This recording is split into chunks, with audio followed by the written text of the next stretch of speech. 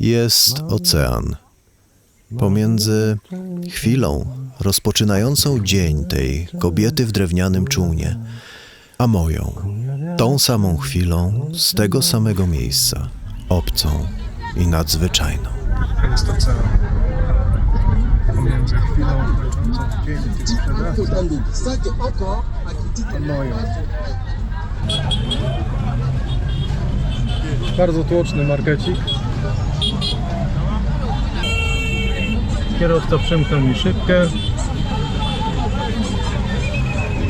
Ale jest pięknie. Bożonarodzeniowo. Jest ocean pomiędzy chwilą nauczycielki a fotografa na progu klasy. Jest dzisiaj bardzo ważny egzamin. Przejście do następnej klasy. Więc nie mogę zbyt wiele poprzeszkadzać. Jest ocean pomiędzy chwilą tej rodziny w drewnianym czółnie, a moją, tą samą chwilą z tego samego miejsca, obcą i nadzwyczajną.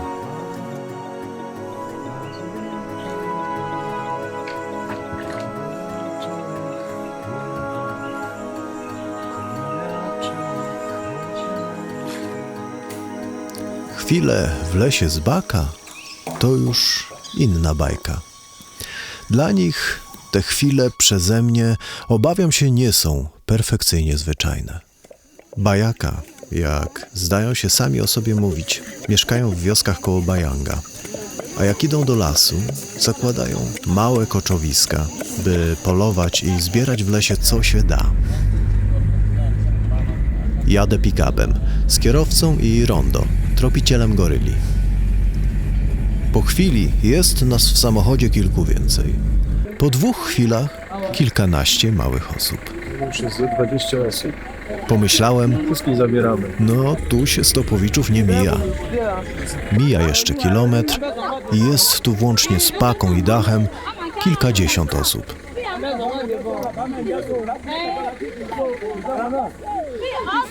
Dobra stara Toyota wciąż jedzie.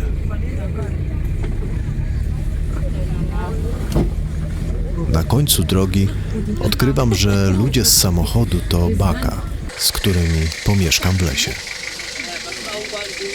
Powoli, nie spieszę się. Wszyscy jedną pick-upem.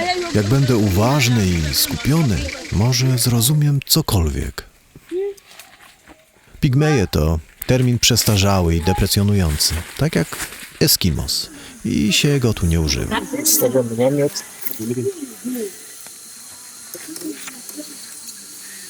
A to oni rozstawiają. Fajnie, mam namiot.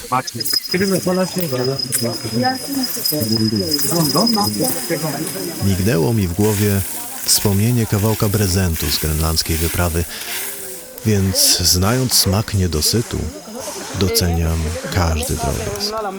Nie widzę materaca. No okej, doceniam namiot. Tu zdaje się nie sięgać kampania wyborcza. Teatr, w którym od kulisów, od pierwszej kurtyny aktorzy wyszli z roli, uginając gumowe deski sceny. Już za 2 tygodnie prezydent przedłuży swoją kadencję, rozciągnie ją na kolejne lata. Jaka ulga, że jest na tej planecie inna planeta. Obłocone leśne monolity żyją obok czasu i obok urojonych potrzeb. Nocą mruczą jak mechanizm poruszający kontynenty. Tektoniczne oddechy fascynują. Dudnią i ryczą, jakby chciały, by noc przystanęła.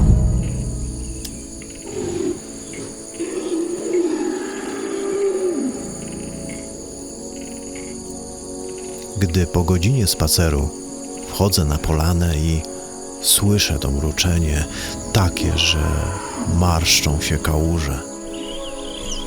To nie ma znaczenia, że nie przeniosłem się w czasie miliony lat. Tu jest inna planeta.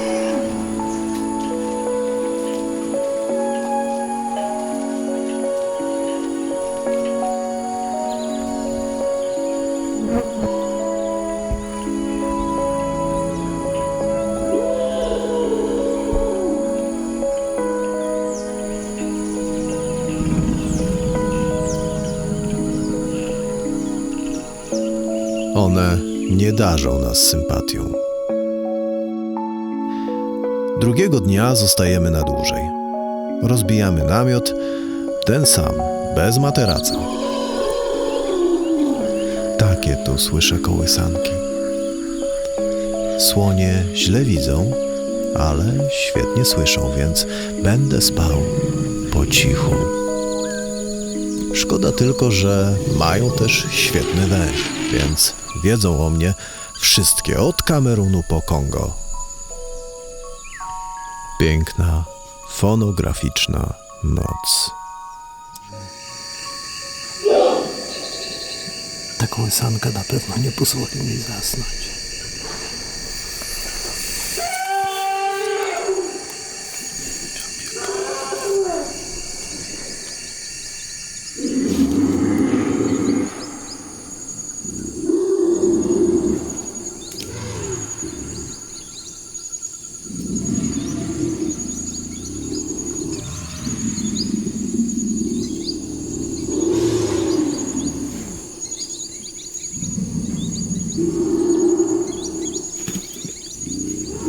Ten las ma w repertuarze ciężkie od błota symfonie i kameralny, plemienny rave.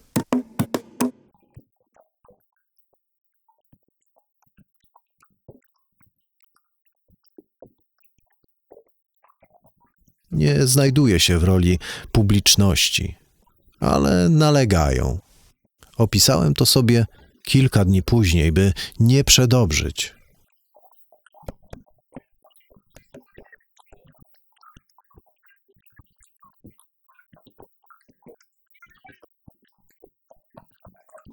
Nie potrafię znaleźć nic dla siebie w imitacji tradycji i folklorze dla zwiedzających, więc jestem czujny.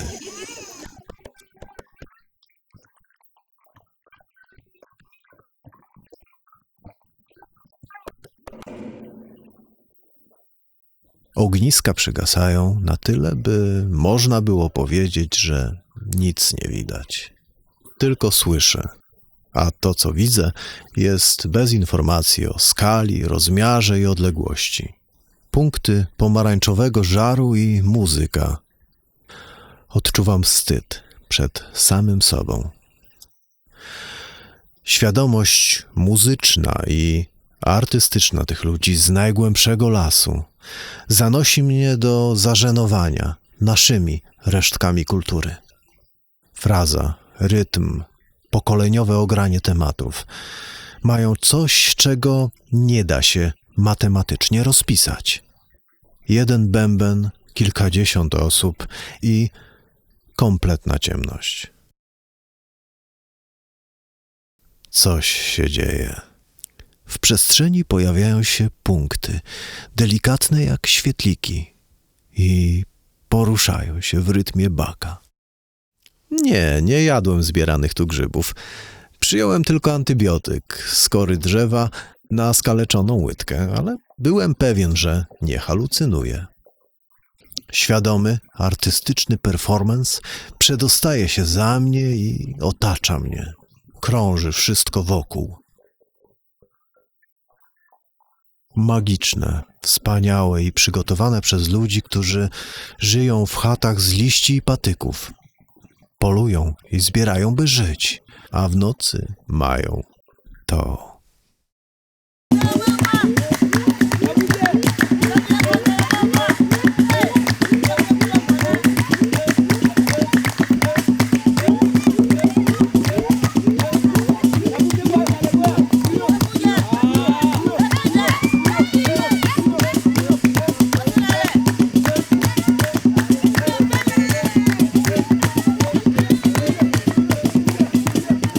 To, co słyszałem w lesie, było nierealne.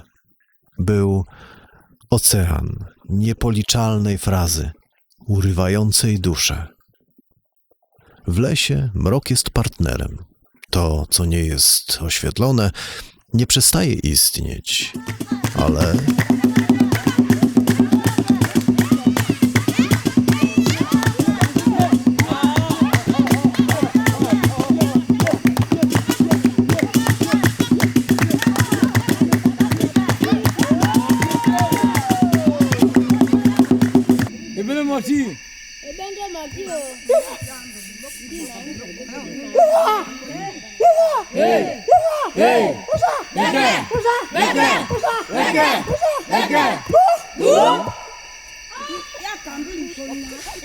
Wspomnienia potrafią ryć się głęboko lub nie zarysować w ogóle. Ta noc zostawi grubą rysę, fakturę osobowości na powielanej, jak od matrycy, gładkiej tożsamości.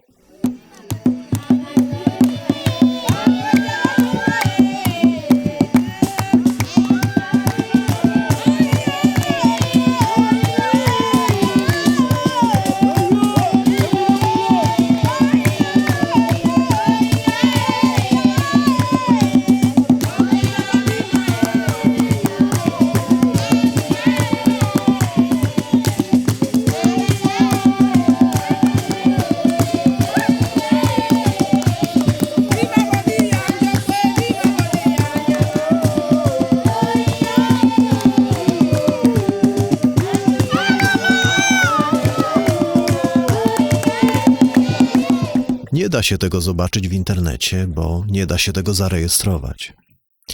Nagrywam tylko fragmenty dźwięku, bo boję się, że dioda mikrofonu zniszczy ten rytuał. Ci ludzie nie żyją w przeszłości. Żyją obok czasu. Nie ubierają się w słomę, tylko w t-shirty. Nie mają telefonów i tym bardziej internetu. Mają siebie.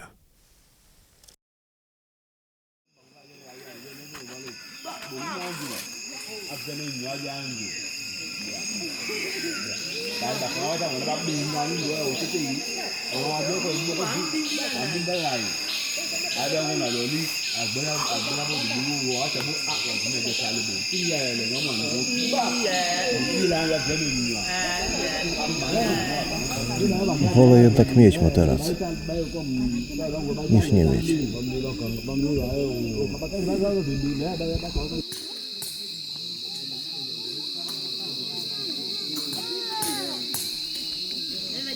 Próbuję Baka przyzwyczaić do różowego. Jestem różową diodą ostrzegawczą. Z czasem mój blask przygasa. Jestem mniej atrakcyjną, antyturystyczną atrakcją. Nie liczę na czytanie między wierszami. Chcę chociaż wyczuć moment, kiedy staję się ofiarą żartów.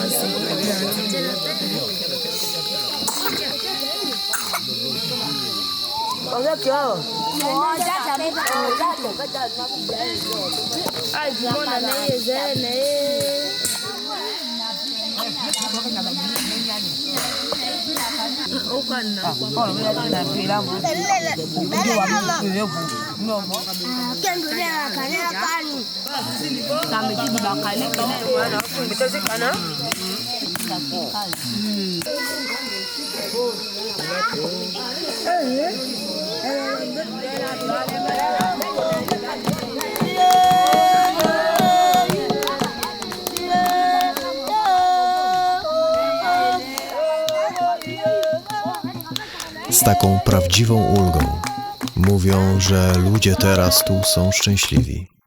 Tak mówią w Berberati, w Bayanga, w Bangi.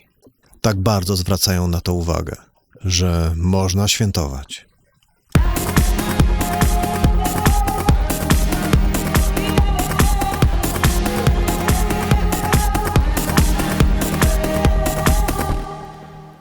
Czuje się ubóstwo, ale obejścia są obmiecione. Dzieciaki nie są obdarte i, co niebywałe, grzeczne jak w Butanie. Nawet jeśli syrop na kaszel nie jest nowocześnie posłodzony. Jeszcze tylko test na COVID i możemy ruszać. Już za chwilę. O 8 albo o 8:59. Bo ma być o 8.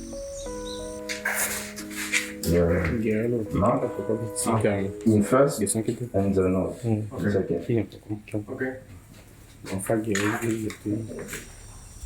Second. Test na COVID całkiem uczciwy.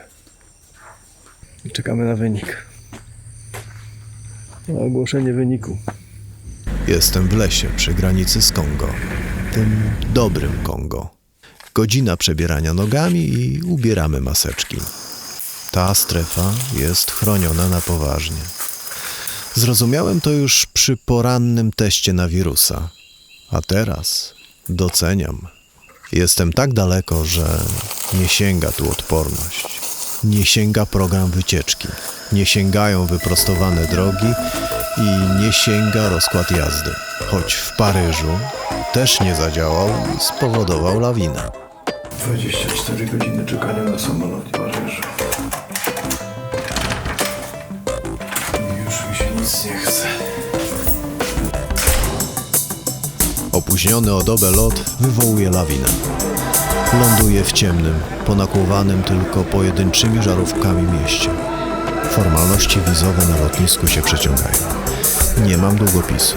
Mój paszport znika za kotarą w czerwone rąby w nienachalnie oświetlonym pomieszczeniu. Kierowcy nie widać. Bagaż nie pojawia się przez wystarczająco długo, by powiedzieć: ja nie wierzę.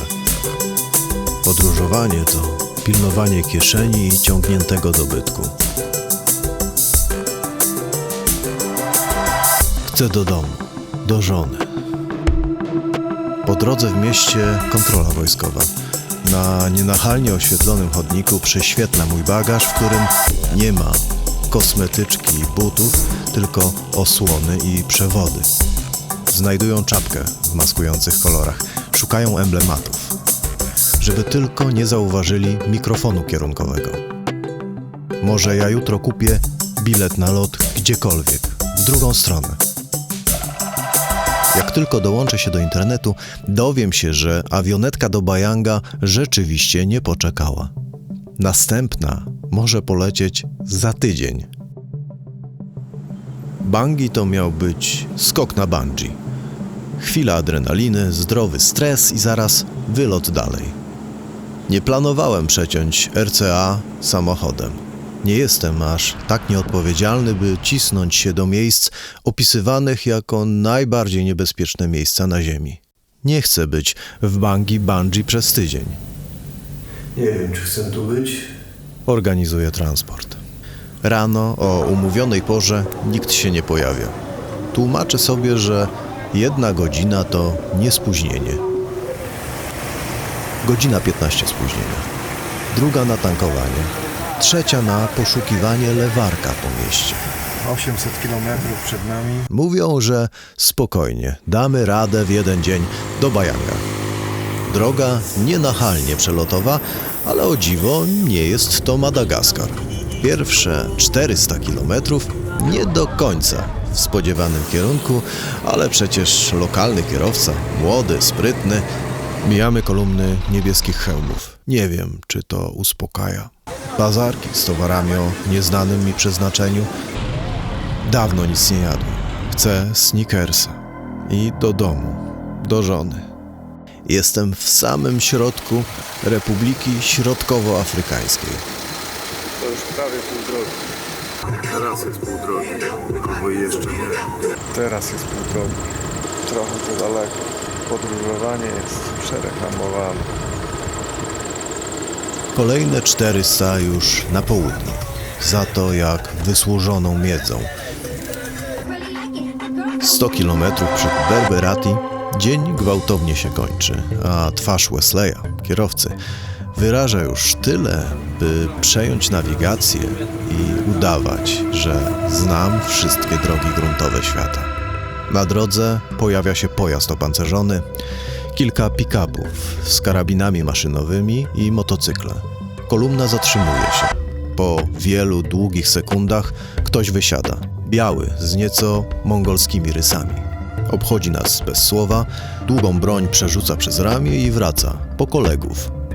Z małych, stalowych drzwiczek wysuwa się ktoś całkowicie zamaskowany. Kolejnych 2 wychodzi z pojazdów z przodu. Rozmawiają w języku rosyjskim.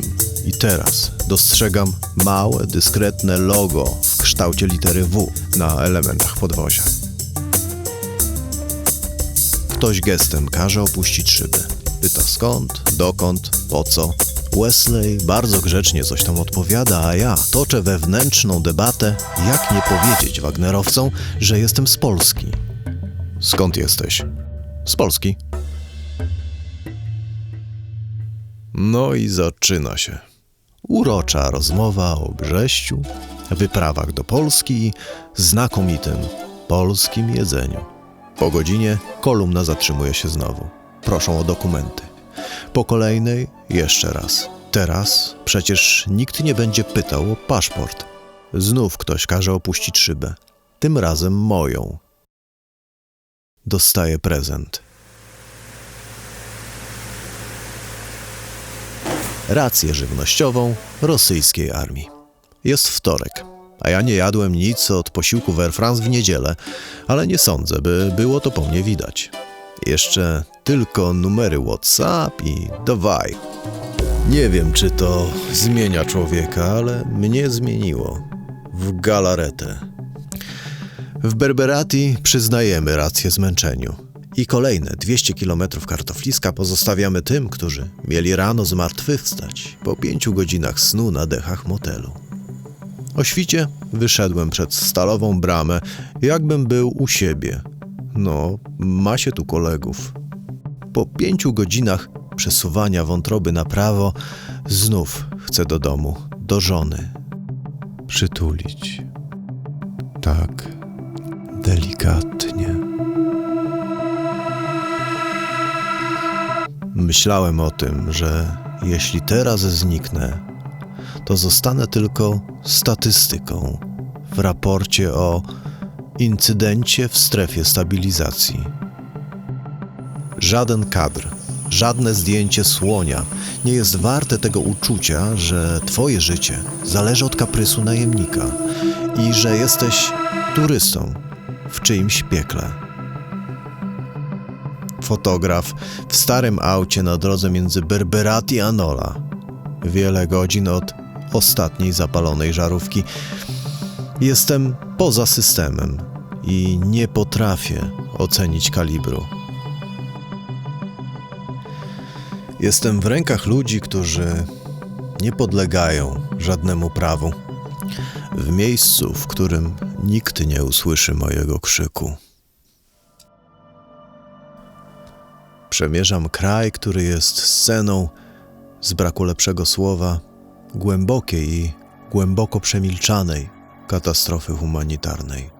Długiej i brutalnej. Zmusiła ona do opuszczenia domów połowę mieszkańców kraju. Wataszkowie potrzebują chaosu do przejęcia zasobów. Spirala zemsty i nienawiści to narzędzie ku temu najlepsze. Każda grupa etniczna padła ofiarą przemocy drugiej strony. Wataszkowie, podżegacze, ci mali i ci duzi z kształtnych gabinetów zorganizowali misje stabilizacyjne. Ogłaszają, że biskupi się dogadali. Linie podziału nie biegną między religiami, między rasami, między płciami.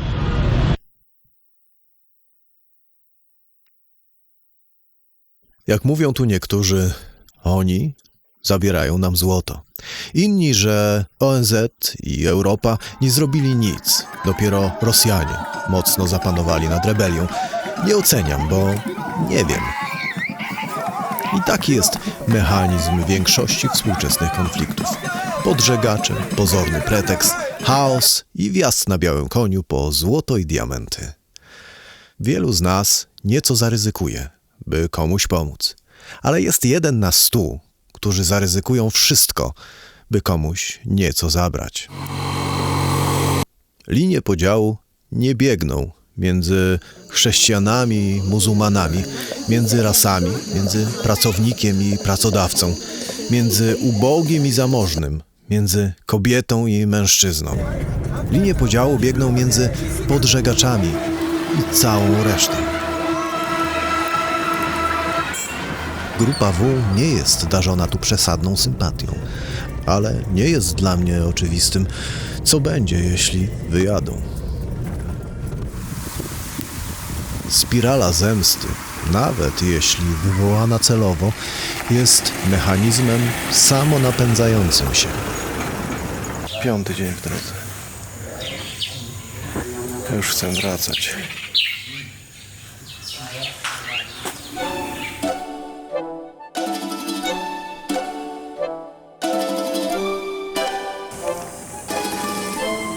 I żeby nie było, uwielbiam pięciogwiazdkowe resorty.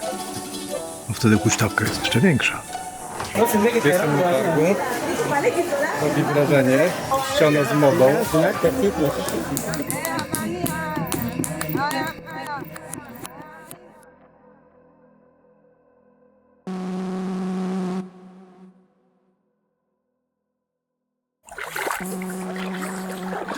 Podróżowanie wiele mi daje, ale ważne jest też to, co mi zabiera.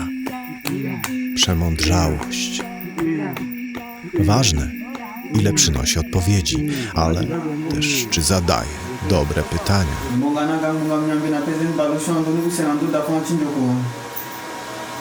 Może to, że tęsknię za żoną. Dobre pytania. Na polowaniu dostanę najlepsze.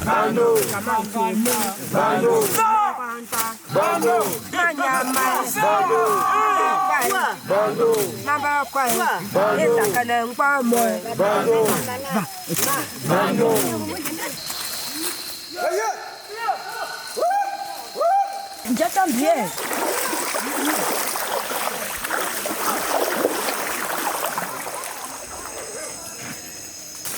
Z tego co rozumiem, to polujemy na antylopę.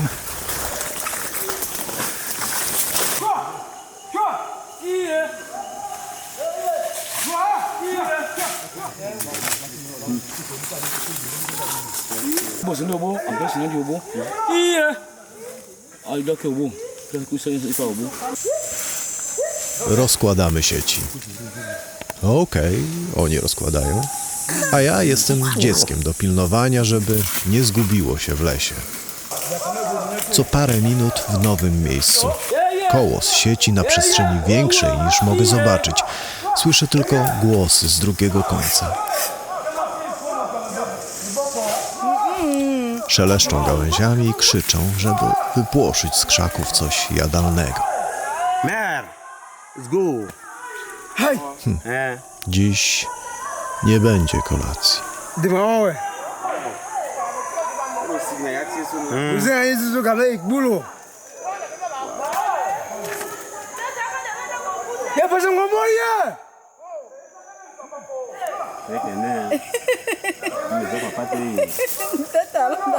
Rano znów rozkładają sieci i zwijają sieci. Rozkładają i zwijają. Pada hasło ostatni raz i wracamy, jak domyślam się po gestykulacji.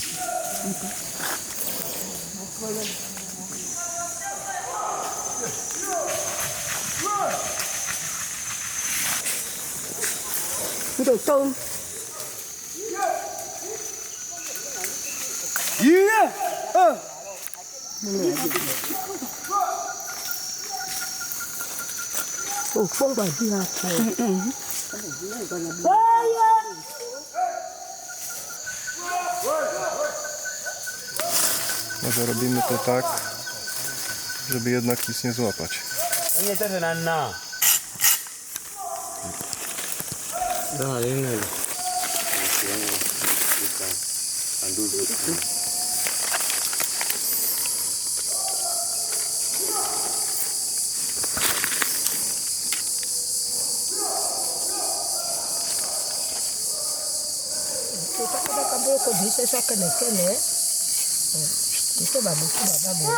Angalia zita baba.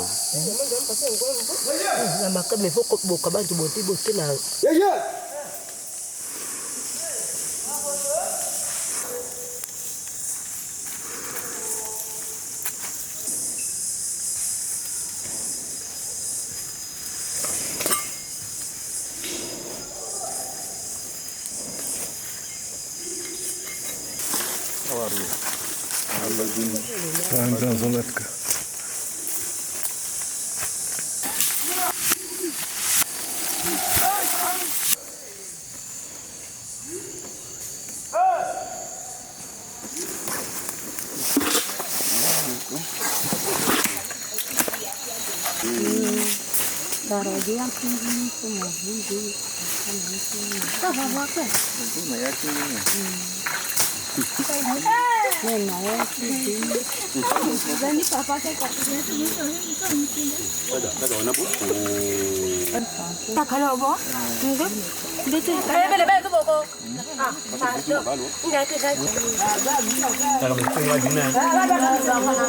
Nawet ja wiem, że dzieje się coś innego niż dotychczas. Rondo podnosi znużony wzrok i na pewno mówi, że coś mają.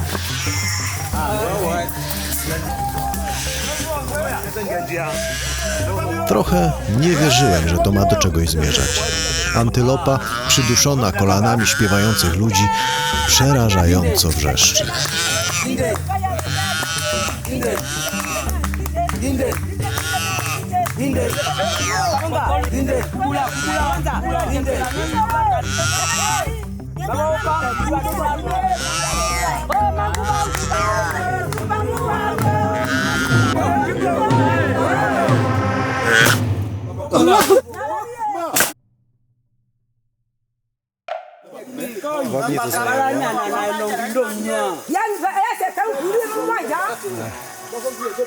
Nie jest to łatwe.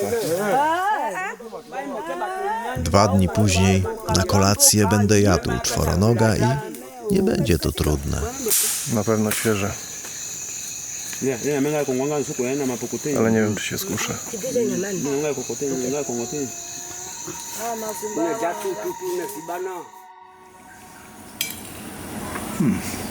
Dobry groszek. Groszek i jakaś antylopa.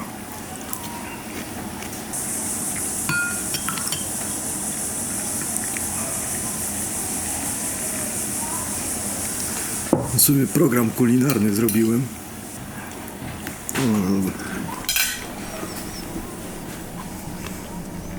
I też o taką huśtawkę chodzi. Gdy po powrocie z innej planety zamawiasz 33 eksportową, dużą i zimną. Mam dość. Ale mi tu dobrze. Chyba nie chcę już dzisiaj iść. Jestem w lesie przy granicy z Kongo. Tym dobrym Kongo.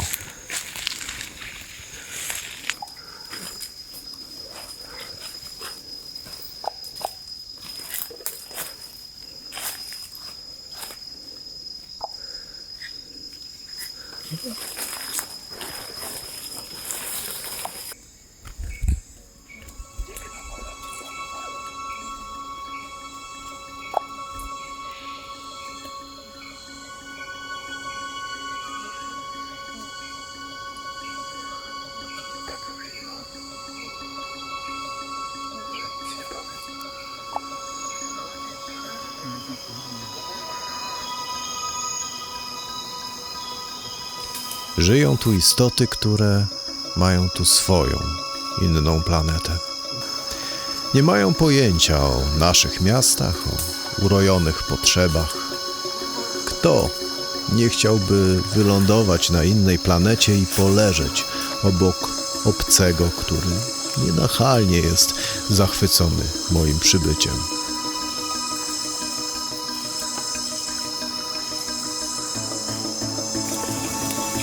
Nie reaguje przesadnie. Tyle, co musi. Gdy będzie przekroczona granica, uderzy pięścią w ziemię. Ciekawe, co myśli, bo myśli widać. Może chodzi o jakąś miłosną rozterkę? Chodzi o żarcie. Albo miłosną rozterkę.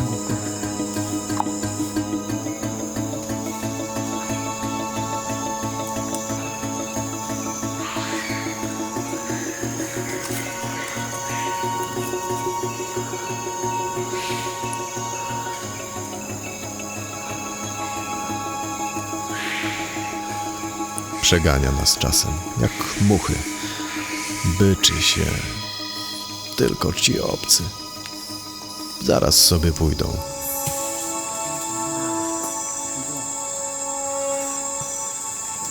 Drugi dzień z olbrzymami jest spokojniejszy. Gdy masz wystarczająco dużo czasu, nie zajmujesz się sobą i selfie, tylko spijasz niesamowitości.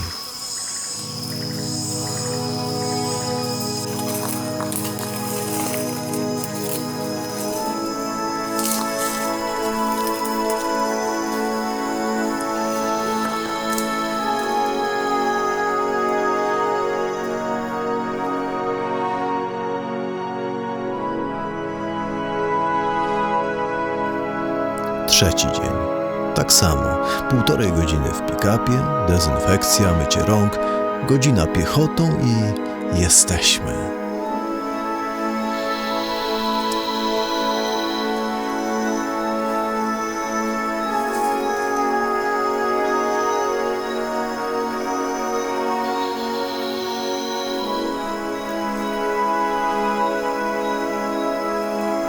Co z wami będzie, jeśli znów wybuchnie tu wojna? W chaosie nikt nie zajmie się olbrzymami z lasu Dzanga Sanga.